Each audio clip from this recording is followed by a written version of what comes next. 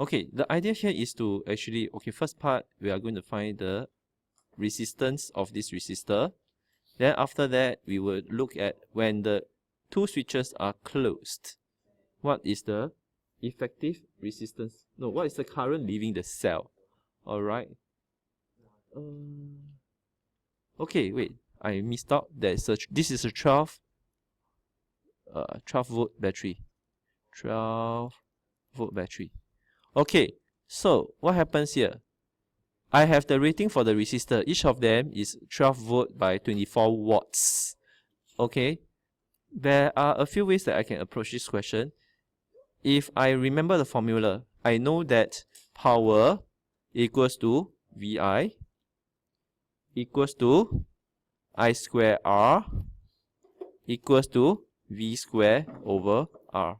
So the most obvious method here is obviously, right, since I know that, okay, I'm given V, I'm given P, I can use the last formula here to find what's R.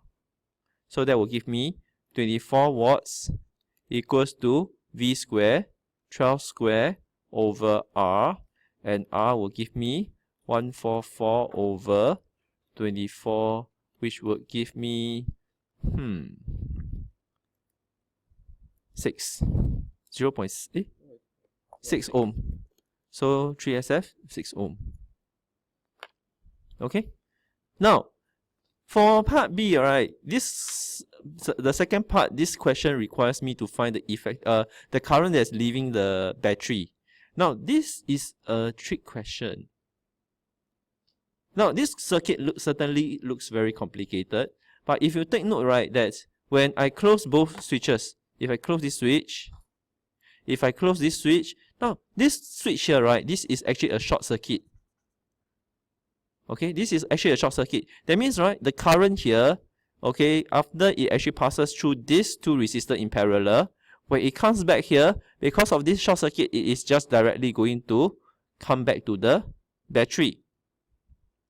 So it will not pass through these two other resistors at all. So you can safely ignore these two resistors. So the circuit is just as simple as just these two resistors in parallel. Now, if I have two resistors in parallel,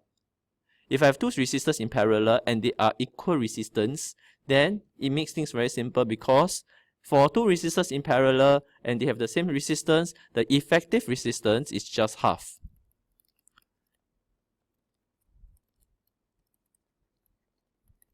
Equals to 6.00 ohm divided by 2, which is 3.00 ohm.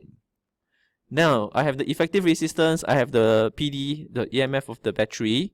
So, current leaving the cell will just be the EMF of the battery divided by the total resistance, which in this case, the effective resistance,